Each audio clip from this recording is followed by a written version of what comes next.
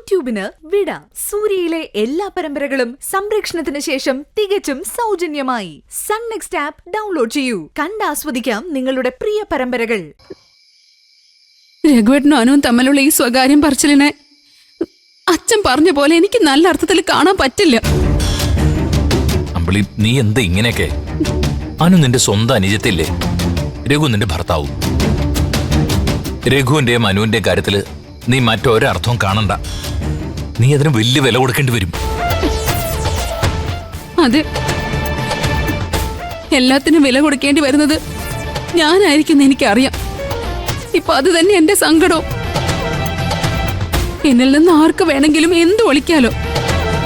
ഒന്നും തുറന്നു പറയാതെ തന്നെ മണ്ടിയാക്കുകയും ചെയ്യാം.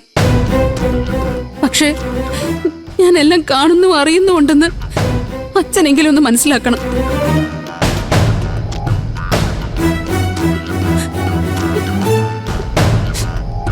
എന്താ ചേച്ചി, എന്തിനാ കരയുന്നേ? എന്താച്ചാ അച്ഛൻ വഴക്ക് പറഞ്ഞോ? ഏയ്, എന്ത് പറ്റി ചേച്ചി?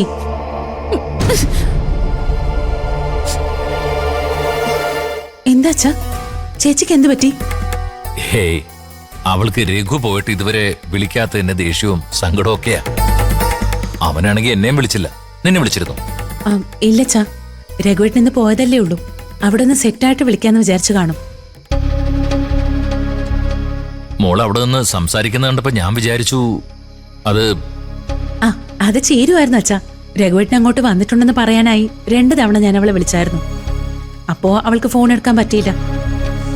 സൗകര്യം കിട്ടിയപ്പോ അവൾ എന്നെ ഇങ്ങോട്ട് വിളിച്ചതാ. ആണോ? അകത്ത് റേഞ്ച് കുറവായിട്ടാ ഞാൻ വെളിയിൽ നിന്ന് സംസാരിച്ചേ.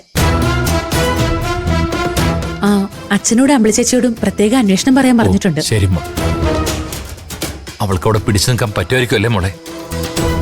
അതേച്ചാ, അഡ്ജസ്റ്റ് ചെയ്ത് പോവാൻ കഴിയുമെന്നാ ചീരുവും പറഞ്ഞത്.